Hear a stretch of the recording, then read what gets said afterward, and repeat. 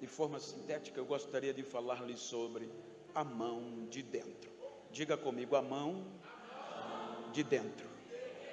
A mão de dentro. A mão de dentro.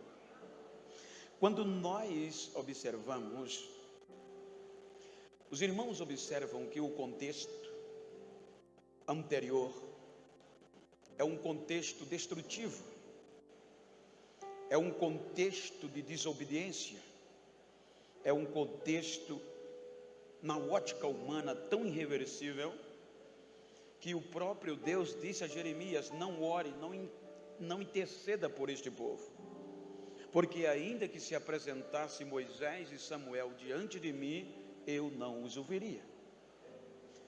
Então, quando nós percebemos o contexto natural do ser humano, nós, como seres humanos, costumamos apontar só os erros, os fracassos das pessoas. Se nós observarmos, Jeremias profetizou no Reino do Sul, e o próprio capítulo 15 diz para quem foi direcionado como povo esta palavra. Então, quando nós observamos a ação de Deus, ela é um contraponto, parece um contrassenso para a nossa cultura, para o nosso proceder. Até porque nós valorizamos, nós aplaudimos, nós reconhecemos, reverenciamos as pessoas, valorizamos pelo patamar que elas estão, na importância da beleza, do poder. Mas Deus é diferente. Se nós olharmos a Bíblia, as maiores ações de Deus, ela não se deu nas importâncias das pessoas, mas sobretudo aonde aparentemente não tinha mais jeito, aonde nenhum de nós acreditaríamos mais, aonde tudo parecia perdido. A Bíblia conta a história, o livro do Gênesis, capítulo 37, a Bíblia fala de um jovem chamado José, que está no contexto da promessa de Abraão, filhos de Jacó. Deus escolheu 12. E no capítulo 37 a gente vê que um se destaca, um jovem que a gente aplaude, um jovem digno de louvor, um jovem de um comportamento exemplar, de atitudes prazível, José. Mas se nós observarmos, todos nós gostaríamos das nossas festividades colocar uma temática reverenciando José. Todos nós gostaríamos de ter um crente como José na nossa congregação, na nossa igreja. Qual pastor presidente não separaria um jovem como aquele para o ministério? Mas o capítulo 37 também mostra outro personagem chamado Judá. Veja que o contexto é o mesmo, filhos do mesmo pai, e dentre a mesma promessa.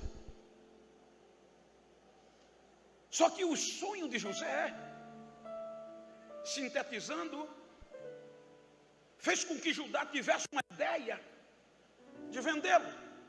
A ideia partiu de Judá.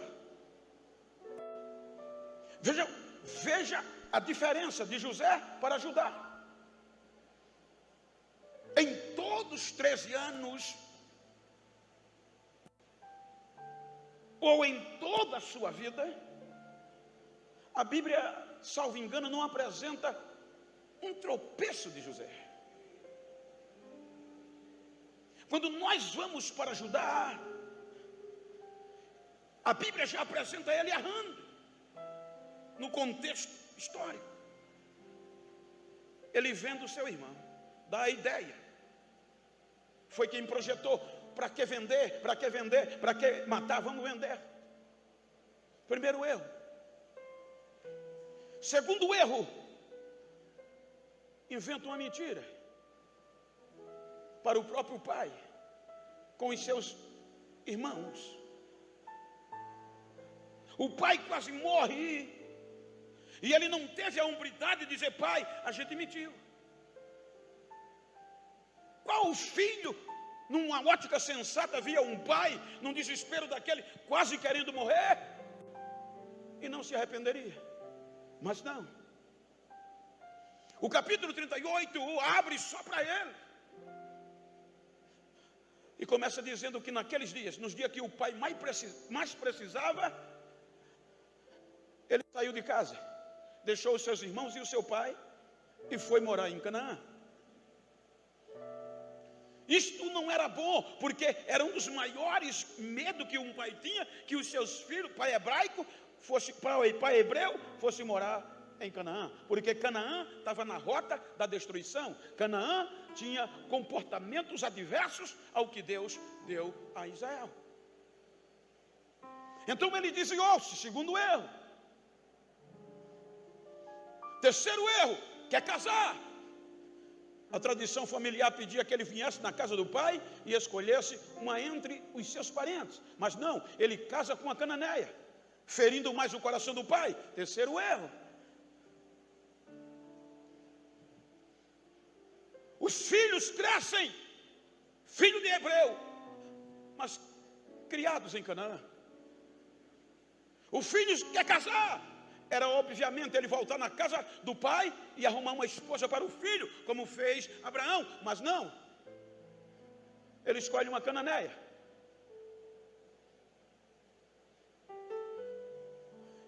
A Bíblia diz que ele despreza esta mulher quando o primeiro e o segundo filho morrem. Comportamento adversos a partir, no mínimo, consecutivamente, 6 erros a 7 erros.